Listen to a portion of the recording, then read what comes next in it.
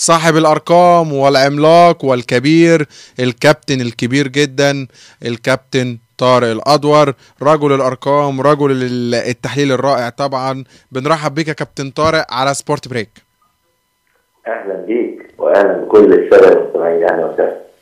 كابتن طارق، يمكن حضرتك اتكلمت من حضرتك يعني من الكلام والمتداول ان يعني انت شايف الاول لما نيجي نتكلم عن الاخفاق، شايف ان الاخفاق ما بين الفرق العربية في التصفيات، ايه حضرتك شايف ايه اسبابه؟ هو الحقيقه طبعا الاسباب وان اختلفت بتفاصيلها، فان الاوتلاين او الاطار العام للاسباب هو واحد. الفرق العربيه وعلى وجه التحديد نقول مصر وتونس والجزائر والاردن، الفرق اللي هي وصلت الى المرحله الحاسمه.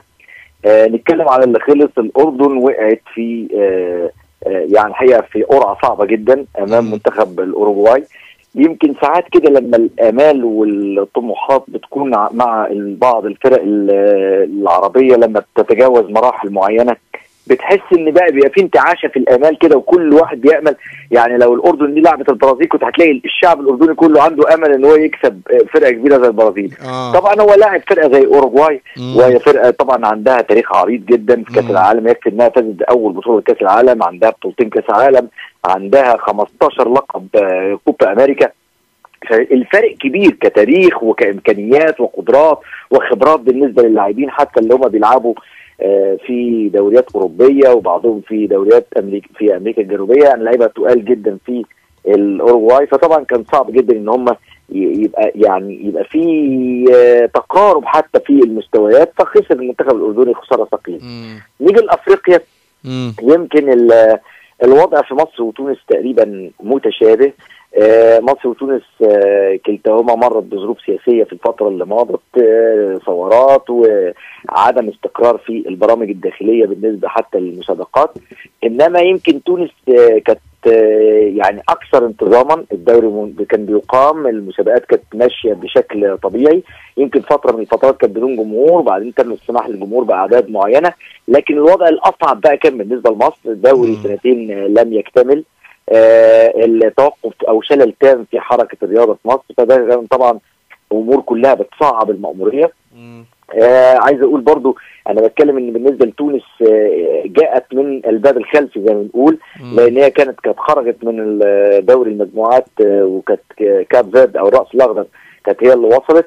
ولكن بقرار من الاتحاد الدولي الفيفا اللي لاول مره في التاريخ طبق اللوائح على ما يرام ونجح في ان هو يعيد الترتيب المجموعه، المنتخب التونسي راح ولعب مع المنتخب الكاميروني، طبعا ما كانش مستعد وما كانش جاهز، فخسر الخساره الثقيله. بالنسبه بقى لمصر زي ما قلنا الوضع الاصعب.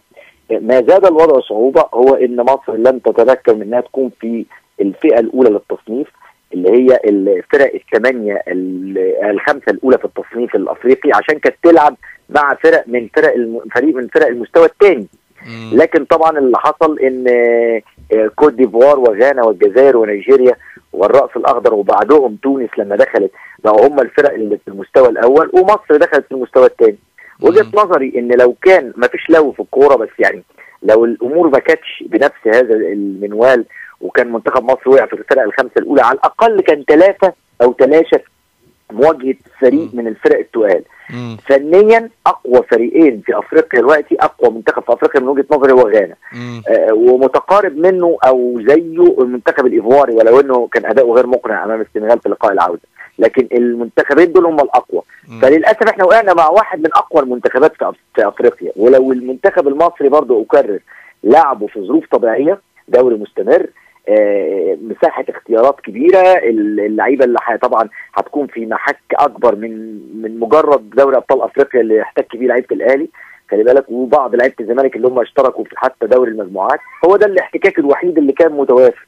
فطبعا لو الظروف غير كده كانت المسافات قربت شويه، كان ممكن يبقى في تقارب في المستويات، وعلى الاقل ما كانش ظهر الفرق الكبير ده.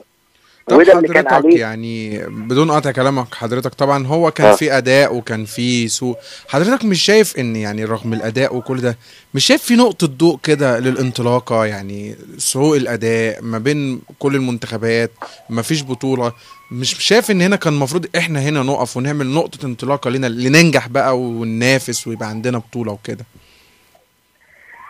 والله هو انت كلامك مظبوط تماما. هو يعني انت بدون دوري محترم في اي بلد في العالم، بدون دوري محترم من المستحيل انك تلاقي منتخب كويس، ومن المستحيل انك تلاقي فريق وطني قادر على ان هو يحقق نتائج كبيره في المحافل الدوليه، الا يمكن في بعض الدول اللي هي ايه بقى عندها ظروف مختلفه شويه، ان هي بيبقى عندها اغلب اللعيبه بتلعب في دوريات كبيره فبتحتك طبعا وبتقدر انها تجيب انجازات. لكن احنا في مصر يمكن زي ما انا وصفت الظروف اللي احاطت بالمنتخب قبل مباراه غانا والتصنيف الثاني اللي وقعنا فيه وكل الامور ديت، طبعا ما فيش شك وما فيش دوري. لو انا بقول لك يعني قلتها مرارا، يعني لو في دوري، لو في بطوله قويه عندنا زي ما انت بتقول، كان لا شك ان الاختيارات كانت بقت اوسع. ان انت شايف برادلي كان مجبر او يعني ما فيش قدامه غير انه يختار في اغلب التشكيل لعيبه النادي الاهلي، لان هي اللي كانت في الاحتكاك في دوري ابطال افريقيا وكده، وبعض لعيبه الزمالك اللي هم برضو كانوا موجودين في نفس البطوله لكن خرجوا بدري شويه. لكن في كل الاحوال وعدم وجود مسابقه، عدم وجود بطوله قويه، ده طبعا قلل كتير من فرص منتخب مصر. طب حضرتك يعني بخصوص منتخب مصر، تقييمك ايه للفترة اللي برادلي قعدها مع المنتخب؟ يعني انت شايفه راجل ناجح، فشل؟ ايه حضرتك تقييمك للفترة اللي قعدها بوب برادلي؟ شوف انا هقول لك على حاجة يعني عشان برضو الامور يعني نحطها في نصابها، ويمكن اللي انا هقوله ده ناس كتير ما خدتش بالها منه. تخيل ان برادلي يعتبر صاحب واحد من أزهى فترات أو عصور المنتخب المصري على مستوى النتائج البحتة. يعني بوب برادلي 725 يوم مع منتخب مصر منذ المباراة الأولى على وجه التحديد يوم 14 نوفمبر 2011 أمام البرازيل في الدوحة، وأنا يمكن كنت بعلق على المباراة دي في الدوحة لأحد القنوات، وكنت موجود في البداية الأساسية لبوب برادلي. وحتى مباراة غانا إن شاء الله غدا هيكون مر 725 يوم، هي فترة ولاية بوب برادلي من الفترات الطويلة على فكرة. يعني يمكن أطول فترة في تاريخ منتخب مصر مدير فني يتولى كان الكابتن حسن شحاتة من 2004 حتى 2011، 7 سنين لم يجلس على رأس القيادة الفنية أبدا بشكل متواصل في تاريخ منتخب مصر مدير فني لمدة 7 سنين إلا الكابتن حسن شحاتة. حتى الكابتن محمود الجوهري جاء على 4 ولايات مختلفة لكن لم تزد طول الفترة الواحدة عن 2 سنين. يعني كان بيجي جاء 4 مرات لكن كل مرة الفترة ما بتزيدش عن 2 سنين. فطبعا الفترة دي لو استعرضنا فيها النتائج بالظبط هتلاقي ان منتخب مصر لعب 36 مباراة. مباراة غانا بكرة اللي هينهي بيها برادلي مشواره هتبقى المباراة رقم 37. المنتخب المصري يعني فاز بما نسبته في هذه المباريات من 36 ل 22 مباراة، فالنسبة تقريبا 61% من المباريات اللي لعبها فوز، وتعادل في 6 مباريات وخسر 8. معنى كده ان النتائج جيدة. نمرة 2، طب حضرتك بخصوص النتائج جيدة، مش عايز اقطع كلامك لانك حضرتك بتقول كلام مفيد جدا، شايف ان احنا ممكن ندي فرصة لبرادلي زي برانديلي مع ايطاليا عملت معاه؟ والله هو طبعا يعني عشان المشوار انتهى، انا برضو قبل ما اجاوب على السؤال ده هقول لك ان برادلي بقيادته الفنيه للمنتخب، المنتخب عمل 18 نقطه كامله في دوري المجموعات. لاول مره يفوز المنتخب ب6 مباريات متتاليه رسميه في التاريخ، ولاول مره يحقق الانجاز ده في كاس العالم، وثاني افضل رقم على فكره في عدد مرات الفوز المتتالي بعد هولندا. لكن المشكله ان نهايه المشوار هي اللي بتحدد غالبا الشكل العام ايه، او ايه الفرص اللي ممكن تديها المدرب. يعني هضرب لك مثال اخر، الكابتن حسن شحاتة 3 كاس وواحده ذهبيه دوره العاب عربيه، فتره ذهبيه 3 مرات متتاليه للكاس الافريقيه 2006 و2008 و2010، ورغم ذلك بمجرد خروجه من تصفيات بطوله كاس 2012 المشوار انتهى. لان دايما يعني في عرف كده ان ما ان تحصل هزه جامده، وهزه جامده اقصد بيها يعني تاثر جامد في المستوى، الا والطبيعي ان يحصل تغيير، باعتبار ان التغيير ده بيدي قوه دفع للعيبه جداد ما كانتش عندها فرص، بيدي قوه دفع للاعبين ان هم يأدوا بشكل افضل في الفتره القادمه، بيدي فرصه ان الاتحاد الوطني حتى يعيد ترتيب اوراقه، يوضع خطط جديده بقى من شأنها انها ترفع المستويات، يتحط بقى برنامج كويس بشكل جيد. فهي دي العائق. لكن كبرادلي في حد ذاته انا عايز اقول ان هو بالارقام اللي احنا ذكرناها دي هو نتائجه جيده جدا مع منتخب مصر، باستثناء يمكن طبعا الخساره في كاس الامم الافريقيه تصفياتها 2013، الخساره الشهيره امام افريقيا الوسطى، ثم نتيجه مباراه الذهاب امام غانا. طب حضرتك يمكن مباراة غانا وذكرت فيها كلام وأرقام، حضرتك انت قلت ان على احدى الصفحات الشخصية ليك، اذا حضرتك الاول عندك صفحة شخصية على الفيسبوك؟ حضرتك قلت ان احصائيا ان ابو تريكة هيكون مكمل لل100 مباراة وحذف 4 مباريات لانهم مش مطابقين للمعايير الدولية، صح كده؟ ايوه مظبوط. انا يمكن قلت دي لاول مره او اعلنتها لاول مره خلال تعليقي على مباراه مصر وزامبيا الوديه. انت عارف ان ابو تريكة عندما غادر الملعب بعد نهائي دوري ابطال افريقيا، في بعض الناس يعني قالت ان هو هيعتزل نهائيا. انا عايز اقول لك بعيدا عن كل شيء، ابو تريكة نجم كبير، انا من وجهه نظري انه يصنف ضمن افضل 5 لاعبين في تاريخ الكره المصريه.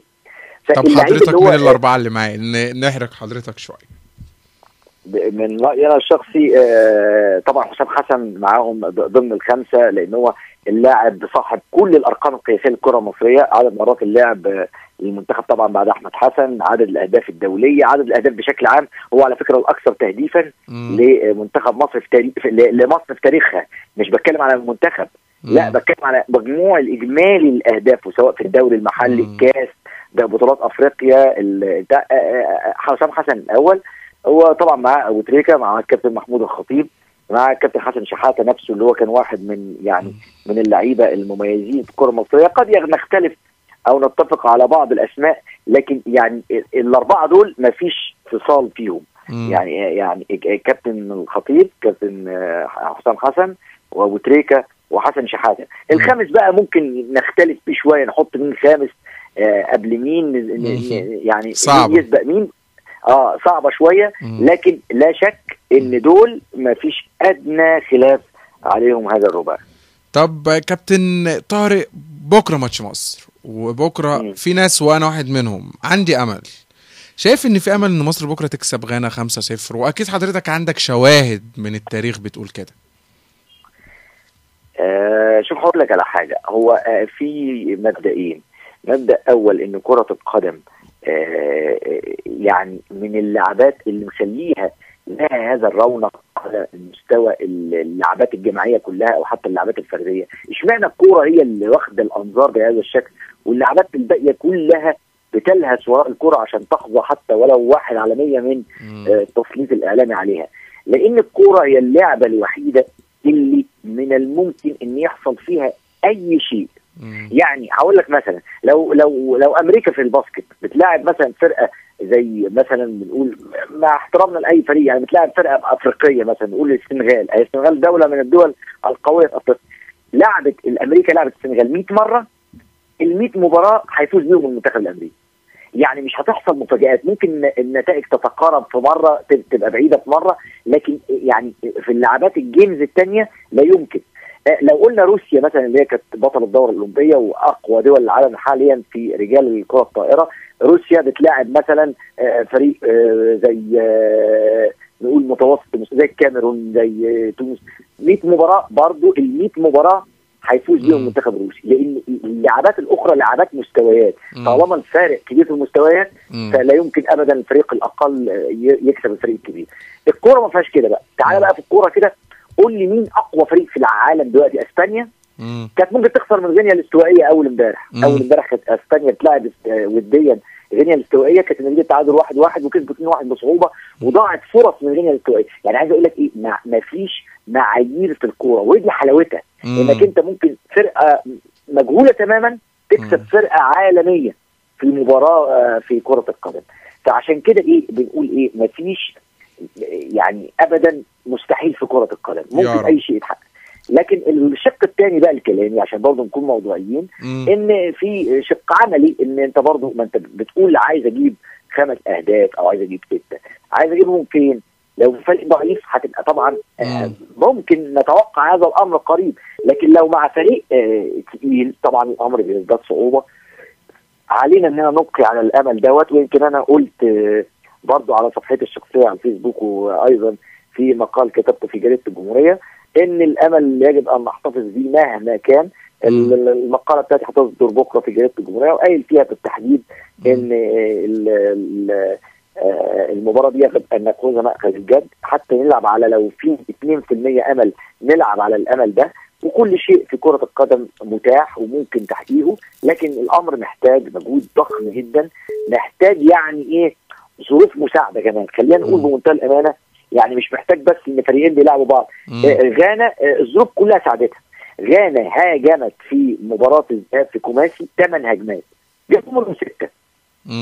أنا بقول لك من دلوقتي إن إحنا ممكن نوصل إلى مرمى غانا مش اقل من 10 مرات مؤكده، يعني فرص محققه من دلوقتي بقول لك. يعني ممكن نوصل لمرمى غانا 10 مرات، لكن هل هيبقى عندنا التوفيق والعناصر المساعده والعوامل المساعده اننا نعمل زي غانا من 8 فرص جابوا 6؟ يعني لو ضفنا ليهم الفرصتين اللي جم في اول المباراه يبقى هم 6 جوال وفرصتين بس. احنا ممكن يجي لنا اكتر من كده، لكن هل نوفق او الظروف تساعدنا وكل حاجه تساعدنا بقى؟ ما احنا محتاجين ايه يعني برضو ايه الاستعانه بصديق، يعني عارف محتاجين عناصر مساعده عشان تكمل الجميل علينا. زي ما حصل مع غانا. انا بقول لك برضو خلي بالك ان لو انت لعبت غانا في كوماسي 100 مره مش هيحصل تاني النتيجه تبقى 6-1. هتخسر ممكن في عدد كبير منهم، لكن مش هتخسر ابدا 6-1. الظروف ساعدته، لازم برضو الظروف تساعدنا بإذننا. مثلا على سبيل المثال تجيك فرصتين في الاول يلبسوا الاثنين في رجل ابو تريكه، في رجل محمد صلاح، في رجل اي لعيب، تسجل هدفين تلاقي نفسك كده وانت لسه مثلا في اول ربع ساعه بقت 2-0. ساعتها هتبقى ايه طبعا الامور اقرب، وممكن نقدر نقول ان هي يتحقق الحلم. يعني نتمنى يا كابتن ان كل الارقام دي تكون صحيحه يا رب، وان شاء الله من 10 نجيب 8 باذن الله، مش 5 بس باذن الله. لكن كابتن يعني بخصوص حضرتك واتكلمت عن القنوات والجورنال الجمهوريه، حضرتك في ناس يعني اتكلمت على حضرتك ليه انت رحلت من قناه النادي الاهلي، وهل كان في مشاكل مع الاداره ولا ما كان مع مقدمين البرامج؟ لا بص، هو طبعا ايه انت عارف الواحد ده طبعا بيعمل في اي مكان بناء على يعني الشعور بان الظروف مهيئه في الوقت ده انك تشارك في العمل في هذا المكان. لكن ما فيش حد بيبقى في مكان واحد على طول. يعني انا هقول لك مثلا، انا بعتز جدا بفتره اشتغلتها في قناه اوربت ايام ما كانت شغاله رياضه. اوربت الرياضه كانت فتره رائعه جدا، الناس كانت زملاء وكان، ورغم ذلك ان انا حسيت ان انا خلاص دي فتره كارير وخلص، انا لازم اتنقل في كارير ثاني. وقتها اتنقلت قناه الاهلي، نفس الكلام بعدها رحت قناه النيل الرياضه، وبعدها اتنقلت برضه تاني للتحليل في بعض القنوات الاخرى اللي هي القنوات الخاصه. يعني قصدي اقول لك ان ده شيء بيحصل لاي شخص، اي واحد بيحاول انه ينوع في الكارير بتاعه حسب الظروف المتاحه يعني. بنشكرك جدا يا كابتن طارق، وكمان صفحه حسام غالي بتوجه لحضرتك الشكر. شكرا ليك، وانا سعيد بالصفحه ديت لانها صفحه فعلا جميله، وانا ببقى دايما متشوق ان انا اتابع اخباركم فيها يعني. بنشكر جدا الكابتن طارق الأدور على هذه المداخلة الرائعة، وبنشكر على هذه الإحصائيات أمل وحياة وكل شيء. 10 فرص إن شاء الله نجيب 10 بكرة. يعني الكابتن طارق بصراحة